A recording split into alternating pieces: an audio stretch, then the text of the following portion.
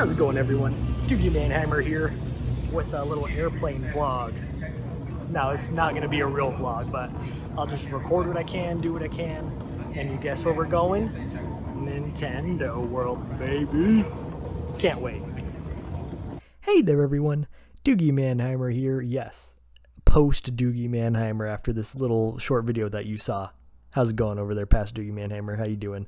Anyways, I'm bringing you a short little vlog, like I said. I didn't really talk a whole lot in any of the videos that I showcase. It'll be a lot of voiceover from here on out if necessary. However, I just wanted to show off my trip over to Nintendo World, show off all the lines I was in, show off all the cool stuff that was there at Super Nintendo World, and just share my experience with you all. So, without further ado, let us go through a nice airplane ride, and I'll see you at the end.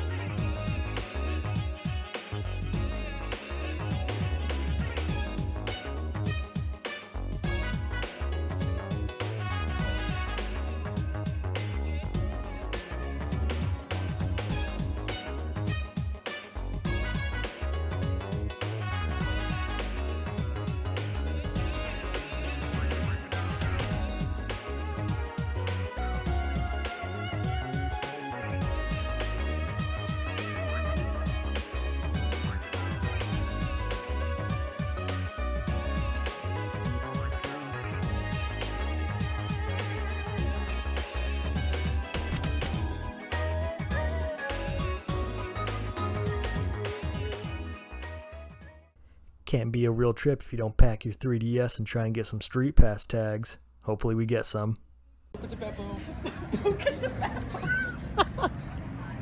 How's it going, everyone? Doogie Manheimer here with my comrades, my partners in crime at Universal City Walk at, what the hell is that called? E.T. Parking? Buco de Pepe. Buco de Pepe. Shout out. But we're at the City Walk. We're gonna get our power-up bands, and we're gonna go to Nintendo World. Stay tuned. Couldn't have said it any better myself, pre-Matt, and I know I said it in the video, but once again, huge shout-out and a huge thank you to my partners in crime, Taylor and Robbie. Thank you so much for letting me stay in your humble abode and, driving me around and taking me to Universal. But with that said, let's get to our day. So, obviously, we had to go through City Walk to be able to get to Universal, and they were completely decked out for Nintendo World and for the Mario movie. The Mario movie comes out in less than a week now, so there's flyers and posters and all the like just spread around Universal. We went into the Nintendo store that's on City Walk as well to get our power-up bands, and that place was pretty poppin' at, 8:30, 8:40 in the morning. So definitely, if you're planning to get the power-up bands or get any shopping done, definitely get it done earlier in the day because they will sell out at the end of the day. We did get our power-up bands. I got Toad, Robbie got Luigi, and Taylor got Yoshi. So we made it through security, made it into Universal, and our first destination was Nintendo World. So as we're going down the many flights of escalators, you can see it out in the distance, and my hype was boiling over. We made it past with our express tickets because that's the tickets that we got. They let us in, took some pictures, and we were entering the warp pipe. It was a lot of people trying to get over there first thing too, and it's not surprising. It's still just over a month since its first initial opening, so it's still going to be busy. It's going to be the highlight of Universal for the next year or so, probably, just for everybody trying to get in. But yeah, once you walk in and you go through Peach's Castle, it's mesmerizing. It's amazing. All the paintings and portraits that changed through from Mario 64.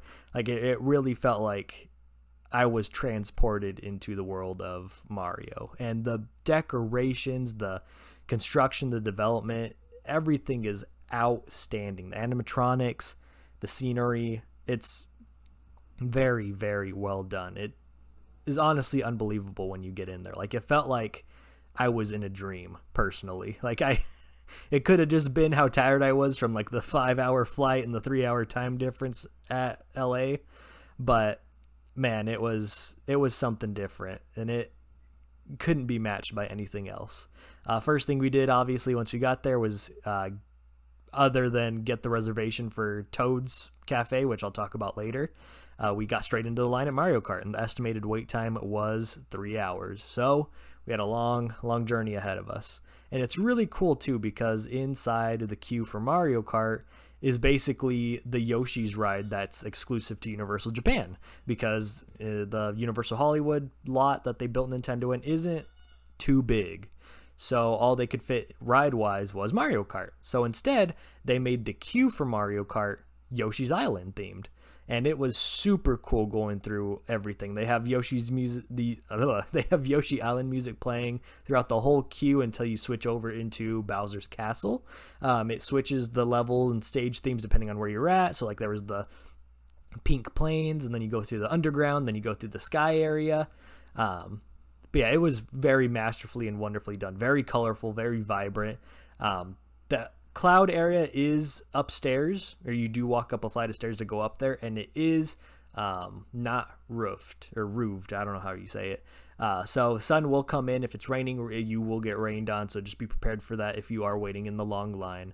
Single riders, there's a separate line where you skip through this whole Yoshi area and just go straight kind of towards Bowser's Castle. So if you are a single rider, you will get through a little bit faster, but if you are going with a family, you will have a nice little Yoshi experience to go through. And once you get to the top or the end of the Yoshi area, there are little kind of like images, movie, TV screens where you will see Yoshis running around, interacting with you and interacting with the layout. So it was a very cool queue for the first half. Then after that, we went straight outside into Bowser's Castle. Now, half of this is outside, waiting to get in line, and you get a nice aerial view of the park. Not really an aerial view, but the next level up view of the park. And you can see it is absolutely busy. It is crowded. It is insane. But being able to see everything from this upper level really does enhance just like everything that you can see, because it's at a different level. It's at a higher elevation, so you can see from your perspective down how many people really are there, and all the details that you couldn't see because you were so low, or more views that you can see because of you being a little bit higher up. And I zoomed in right here because there's a little Pikmin right there carrying the coin. You'll see it in a picture later. But yeah, now we're going inside Bowser's Castle, and Bowser's Castle is absolutely decked out in terms of just its design and decor. That big giant Bowser statue is amazing. Going through the castle is insane. Then you get some really cool replicas of the Mario Kart medals and trophies just littered throughout, and it is absolutely amazing just seeing all of the attention to detail, the exclusive Universal Cup, and the challenge that Bowser proclaimed to Mario, dragging him into this race. But as you get further through and through the Mario Kart stuff, you'll see specifically a lot of stuff within Bowser's Castle, like blueprints for the air fortress, or blueprints for Bullet Bill creation and cannons, little lava spews that come up, and the screens that they use for the little the little flames and the Bob-omb and the Boos. They're like little 3D screens, and it's really weird looking at it straight on, but it is cool and gives you a little bit of depth. Bowser's throne with a little picture of Peach is super cute. But yeah, it literally looks like Bowser's little like evil lair, just concocting different schemes and plans and blueprints of different weapons and just machinations of his own design. Don't know why I said it like that. Cute little dioramas of like a Mario Kart course, with all the items and all the different obstacles in the way. It's just really, really just mesmerizing. The Mario Galaxy planet that's up there, it's absolutely wonderful just waiting through this line. And even though it was an estimated 3-hour wait, we were only in line for maybe 2 hours and 15 minutes, and the queue made it go through really fast because everything you just want to look at, take pictures of, and ogle at. And it's really amazing, just everything that they put their thought and minds into, the care that's been put into it, just the little Peach pictures that are around Bowser's throne room. It's just really, really funny, really in character, and really makes you appreciate just like how thorough the design is and how it really is a lot of care and effort throughout this whole thing. And now we're walking through pretty close to the end of the queue where the Bob-omb factory is. because the next room over that we're about to enter has a little bit of the like instructions sort of thing, or like the anticipation for the instructions, because there's a bunch of TV screens and projectors showing you where you're going to go into. And the room with the Mii costumes is the instructional video to learn how to play Mario Kart, which is why Lakitu's there. You'll see the little Miis show you how to put on your little head visor and goggles and what you're supposed to do in the ride. No voiceover, no nothing. So if you want to actually know how to play the game, well, actually there is like slight voice through for like keywords, but you got to really pay attention to make sure you know what you're doing. But after that room, you get your cute little Mario hats for the ride itself. You'll get your AR goggles once you actually sit in the cart. What you're seeing right now is where you actually go into the cart, and it has super cool select the track remix music. And I didn't record any of the actual ride itself. I just recorded after the fact. That was me. I scored 145. That was the highest on my team. But yeah, it was super cool. It was a very fun ride, very immersive. It is a lot to go through the first time. We were lucky to go through twice, which I'll talk about later. And here's my little picture with the Pikmin. But yeah, and that's one thing I want to make sure that gets talked about towards the end too about Toad's Cafe. It will sell out on its reservations. So if you really want to eat there, make sure you do that first before anything. Go up to the Toad's Cafe, scan the QR code, make a reservation. But yeah, as you can see, we made it up to the other level where like the little binoculars are. And it is absolutely jam-packed, because by the time we got out of the ride and out of the line, it was about 11:30. Then yeah, the park is just absolutely just insanely busy. The little popcorn stands right outside where you enter too, and I got my little 1-Up, my Star Popcorn, and the Mario Strawberry Cream Soda. And the only place without a line that we could eat lunch at was the Minion Cafe, unfortunately. Went through, since the Minion Cafe ride, or Minion Cafe is next to Despicable Me and Secret Life of Pets, we went over there, had some fun with the express tickets. We didn't have to wait in line. Went to Hogwarts next, and this sweet guy right here just wanted to introduce us. There you go. Amazing.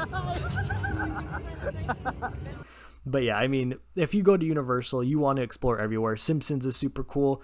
The next best designed or themed place other than Nintendo World is definitely Hogwarts and Harry Potter in general.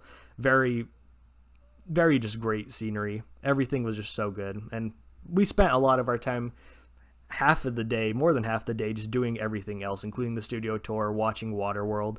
And one cool thing about the studio tour too is they were able to get Jupiter's Claim from Jordan Peele's Nope that was recently out last year, and that was cool to see. That was a really brand new edition that I wasn't expecting, and I thought it was cool to go through it. But yeah, after we did all the other stuff in the middle of the day, because we went to Mario Kart, and then after Mario Kart was done, walked around for a minute, and then we left because of how busy it was. All the little mini games were insanely busy, and so we left to do Mummy, Jurassic Park, Hogwarts, all that stuff. But then we came back in the afternoon for our reservation at Toad's Cafe. Hi, Peach. How you doing over there? And it definitely lessened the crowd just because it was later in the day. So we waited in line and did a couple of the mini games, like the spin the wheel for the Goomba and the Piranha Plant. Or we didn't do the Piranha Plant time thing because that was probably the longest line there. But we did the panel board touching, and then we waited in line for our reservation, and it was a long time. Please be wary of an hour wait once you get to your queue time. So if you have snacks, eat the snacks, buy a little bit preemptively. But yeah, we waited in line, did a little bit of scanning with our power-up band, a lot of looking around at the Toad's Cafe because the queue, like I said, will take a while, and then the food will take another 20 minutes after the fact. So it will be like an hour and a half wait for you to be able to start eating after you get in line for your reservation. So just be aware. Like I said earlier, if you do plan on eating at Toad's Cafe, first thing you need to do is scan the QR code and make your reservation. And I highly suggest, if you do have a trip planned to Universal for Nintendo World, look at the tickets again and buy the $20 hour early access, because then you'll be able to get, for sure, earlier access to Toad's Cafe because you'll be able to get in the park earlier and make the reservation earlier, as well as just not have that big of a crowd so you can do some of the mini games.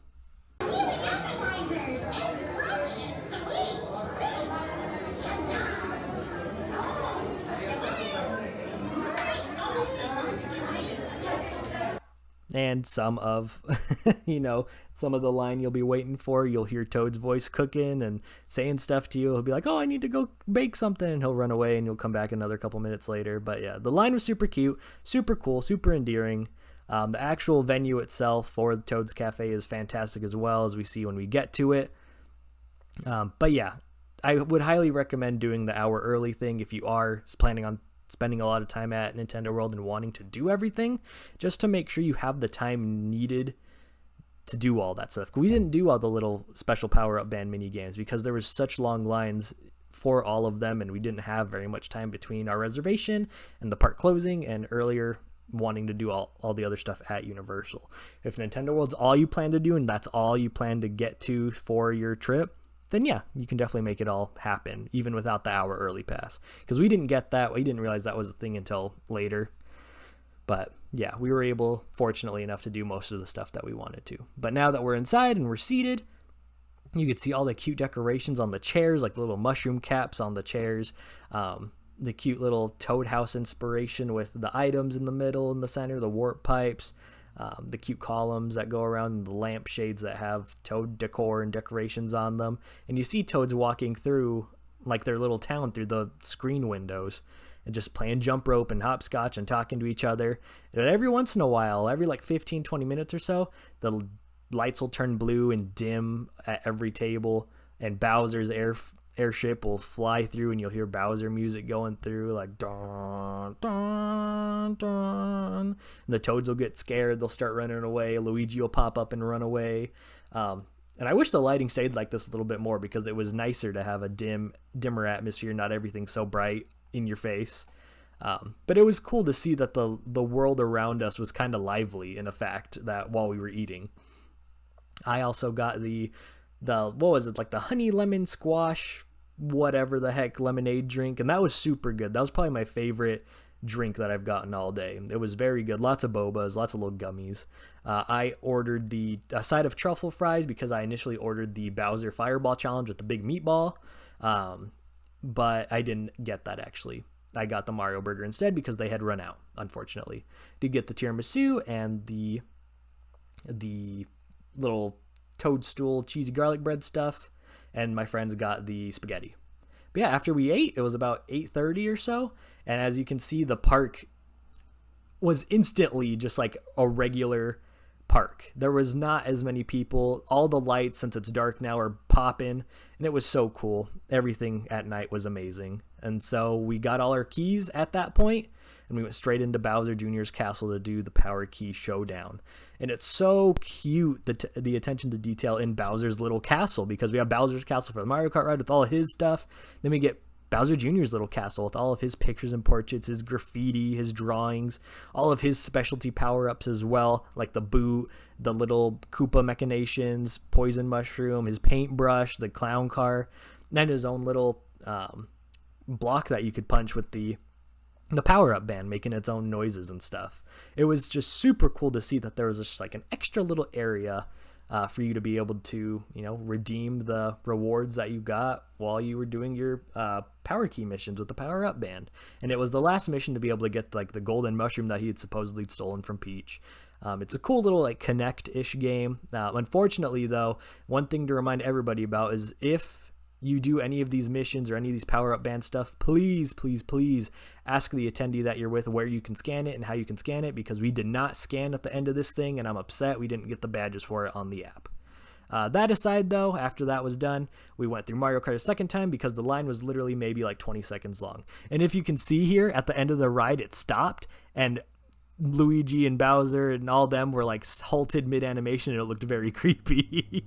But yeah, if you plan on going to Nintendo World, please make it an effort to go by at night, as late as you can, like 9:30, because it's empty and you can just hang out. And also do the Dark Magic Arts thing at Hollywood, the Harry Potter Afterworlds, because that's super neat too.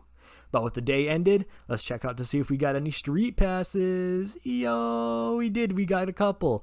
I actually wasn't expecting to get any, and that was pretty cool that we did. But we ended up getting 4 people street passed, a little less than I was hoping I would possibly get, but I'm just happy I even got any in general.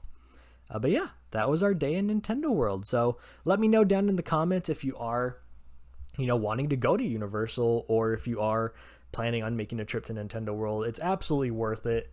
It might cost a lot of money depending on where you're at. I know it did for me, but I knew this is an experience I probably wouldn't get the opportunity to do for a long time if I didn't do it now. And it was a ton of fun. It was great. It was worth it. Again, thank you to Taylor and Robbie for, coming with me and letting me stay at their house while we went through all this stuff together. And yeah, be on the lookout for some of the shorts I'm going to post. It will be a little bit more clear, concise, little tips and tricks. I would recommend those going to Universal for Nintendo World to do. But yeah, that is my short little vlog and videos of Nintendo World. So thank you for watching. I hope you appreciate it. And if you have any comments or any questions about Nintendo World, please put them in the comments below and I'll try my best to answer. But yeah, like I said, thank you for watching and I'll see you next time. See ya.